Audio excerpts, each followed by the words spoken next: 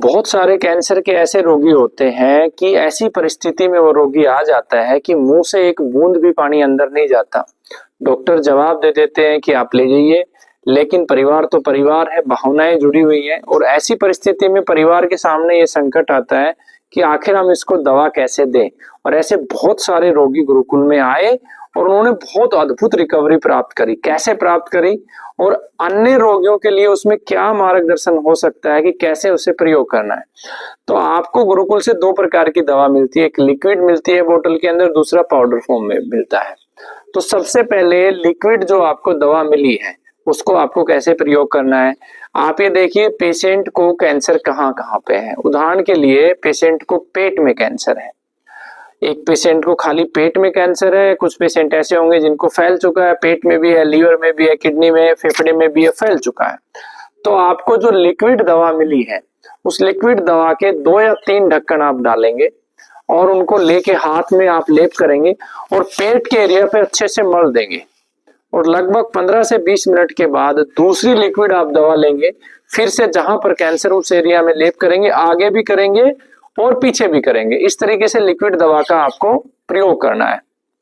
दूसरा हमें क्या प्रयोग करना है, हमें वायु के माध्यम से हमें रोगी के शरीर में औषधियों को पहुंचाना है। इसका सबसे सरल तरीका ये होता है कि आपको कुछ औषधियां मैं बता रहा हूं, उनको आपको कलेक्ट करना है सूखी फॉर्म में।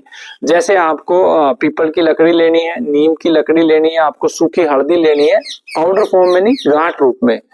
हल्दी के अलावा आपको कचनार के छोटे छोटी लकड़ियां लेनी है, पुनर्नवा की लकड़ी लेनी है, आपको भूमि आवड़ा की लकड़ियां लेनी है। इसके अलावा धमासा अगर मिल जाए तो धमासा आप ले सकते हैं। इन सब को लेके लगभग आधा किलो के आसपास आप बना लीजिएगा। साथ में आपको क्या करना है, देसी गाय का घी, अलसी का तेल डालना है और अग्नि प्रज्वलित कर लेनी है। अग्नि प्रज्वलित करने के बाद आप हवन सामग्री का इस्तेमाल करेंगे और हवन सामग्री आप लेकर और उसके ऊपर आहुतियां डालेंगे। तो जब आप आहुतियां डालेंगे तो नीचे जो हमने औषधियां ली है, जब वो औषधियां जलेंगी तो वायु के माध्यम से कैंसर के पेशेंट को आसपास बैठा देना है। संभव हो तो कमरे के अंदर आप इसे कर सकते हैं कि अधिकतम जो औषधियों का प्रभाव है सांसों के माध्यम से रोगी के शरीर में जाए। ऐसा दिन में आप 2 या 3 बार करेंगे तो आपको अद्भुत परिणाम मिलेगा। अब कुछ औषधियां आपको नाभि में डालने के लिए दी गई है, तो अगर वो नाभि में डालने वाली औषधियां हैं उन्हें दिन में 3 बार, 4 बार, 5 बार आप नाभि में प्रयोग कीजिए। आप 6 बार भी प्रयोग कर सकते हैं, केवल ऐसे पेशेंट जो मुंह से दवा नहीं ले रहे। जब आप इस प्रक्रिया को लगभग 1 महीने तक करते जाएंगे तो आप देखेंगे धीरे धीरे रोगी मुंह से भी लेने लगेगा। तो रोजाना जब आप इस प्रक्रिया को कर लेते हैं तो रोजाना आपको एक कार्य करना है कि आपको एक ड्रॉपर लेना है, पेशेंट की जीभ को बाहर निकलवाने का प्रयास करना है। अगर पेशेंट सेंस में है और नहीं है तो भी आप थोड़ा मुंह खोलें और 5-5 बूंद उस जीभ के ऊपर सभी लिक्विड दवाओं के डालेंगे। तो धीरे धीरे कम मात्रा में ही सही वो औषधियां उनके शरीर में जाना शुरू होंगी।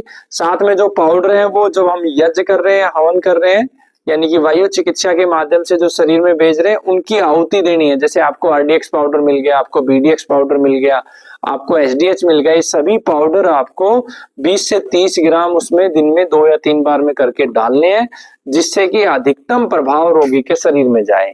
जब एक पेशेंट को डॉक्टर जवाब दे देता है तब बहुत अच्छे से जीवन चिकित्सा पद्धति काम करती है। खासकर ऐसे पेशेंटों में जहां डॉक्टर या अन्य पद्धतियां जवाब दे देती हैं, वहां पर हमने जो प्रयोग किए हैं उन प्रयोगों के अद्भुत रिजल्ट है, अद्भुत परिणाम है।